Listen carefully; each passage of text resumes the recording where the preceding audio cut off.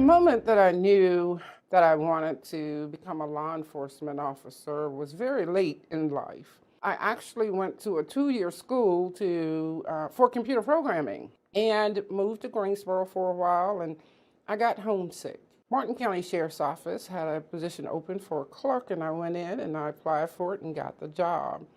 And after seeing what officers do on a daily basis, and after interacting with law enforcement, one day I was sitting and I thought how happy I was to come to work every day, how satisfying and gratifying it was to help people. I entered the academy, got my certification to become a law enforcement officer, came back to my sheriff's office and said, here's my certificate. And they gave me my badge and my gun and said, but we don't believe in women being on the road.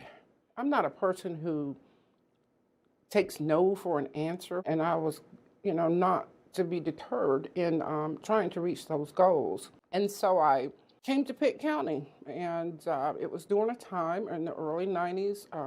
Minorities were in desperate need of minorities. I was a twofer.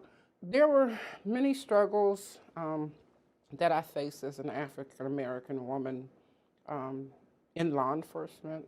There were really no role models for me to look at, to reach out to, that could give me any insight on what it was that I was about to face.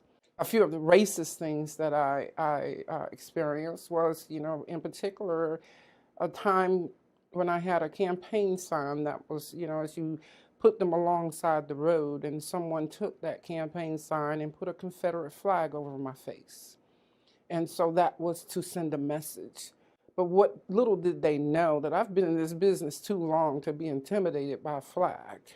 As we look at the time that we're in now, dealing with issues of systemic racism, being an African American now, at this time, at the season of what we're going through, kind of gives me an advantage to really see the perspective of what the issues are. And then it gives me more of an motivation to change some things, to do some things, to use my voice in such a powerful position as sheriff, to say, hey, what we do for one, we should do for all.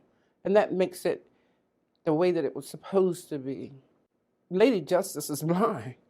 And I want to get back to putting that blindfold on as it relates to how we treat people and treating them with equality and equity, and doing things that's going to kind of get us back to where we need to be.